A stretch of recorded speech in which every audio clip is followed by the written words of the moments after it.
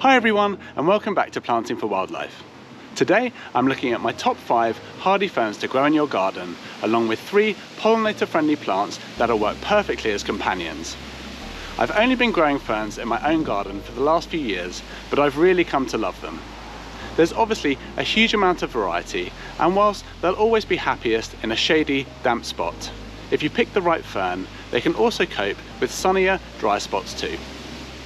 Ferns are such versatile plants, and whilst they look great in any rural or woodland setting, for me they're one of the best plants to use in urban schemes. If you walk around London, they're included in pretty much all of the office or public planting schemes, and they look great there, with the green popping beautifully against the grey. A black fence would achieve the same effect in your own garden. Ferns have a fascinating life cycle, using spores to reproduce rather than seeds. They're also extremely tough and have been around for over 350 million years. That's before the first reptiles and dinosaurs, and 250 million years before the first seeded plants. They've survived 95% global extinction events, so you're going to have to work pretty hard to kill these plants. And on that note, all of the ferns in this video are hardy down to -15 and below in the UK, or roughly USDA 4 to 8 in the Americas. On to my top 5 ferns, and I'll start with the beautiful soft shield fern, which is a perennial evergreen fern native to the UK. It grows to around 70 to 90 centimetres tall, creating layered mounds of deeply divided, soft, lacy foliage, with stems covered in orangey brown scales. It's such a sensory plant, this one. As soon as you see it, you just want to touch it. Being evergreen, it keeps its foliage and colour throughout the winter, acting as nice ground cover, but you want to cut it back in late February or March before the new fronds emerge. This fern needs light to deep shade and should be kept out of direct sun, as it causes the fronds to yellow. They're also fine in a pot as long as they're kept moist. I might add one to complement my ever-growing hosta container garden. Next up, I have the male fern. This is a semi-evergreen fern native to the UK, which grows to around 1 metre tall and wide in 5 years.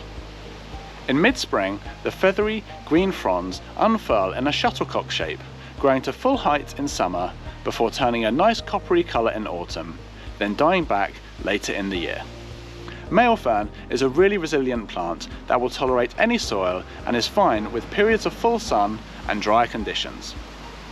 Even tricky spots, like at the bottom of a hedge, should also be okay. They're also the plant of choice for Angleshades moth caterpillars, which are mainly found in Europe.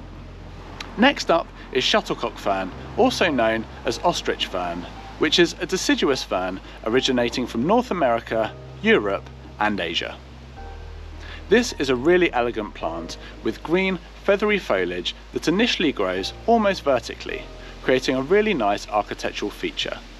They can also cope with a good few hours of direct sun each day, and are one of the earliest ferns to emerge in spring, growing up to 1.5 metres tall and wide at maturity in damp conditions, or around 1/3 of this in dry conditions.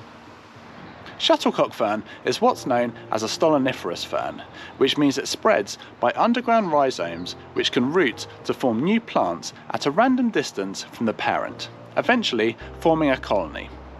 This isn't so great for planting in containers because it can get congested very quickly. The young fronds of this fern are also considered a delicacy in parts of North America and Japan, where it's known as kogomi. The taste is said to be a bit like asparagus, so I need to try that at some point. Next up is the beautiful Japanese painted fern, which is a deciduous fern native to Eastern Asia. This is definitely one of the prettiest plants you can have in a shady spot, with its triangular shaped, silvery, almost metallic-y green foliage and vibrant burgundy midribs. This fern can be a bit tricky to grow and really needs to be kept moist, out of direct sun. Extremely cold winters can cause it to struggle, and it's quite a slow growing plant, gradually increasing in size to 45 centimetres high and 60 centimetres wide over a few years. I have 2 in containers and they're doing pretty well, but they really do need to be kept out of direct sun.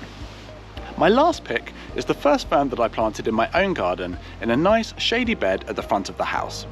It's called Dryopteris wallachiana, also known as alpine wood fern. This is a semi-evergreen fern native to the Himalayas, which grows to around 1 metre tall and wide. I love its glossy green foliage and the way it unfurls so beautifully, starting with little copper-coloured knobs which develop into neat and tidy fiddle necks, then almost vertical fronds with a distinctive brown hairy centre. This fern doesn't tend to offshoot like shuttlecock fern does, keeping things nice and orderly, and is perfect for adding height and drama into a small space.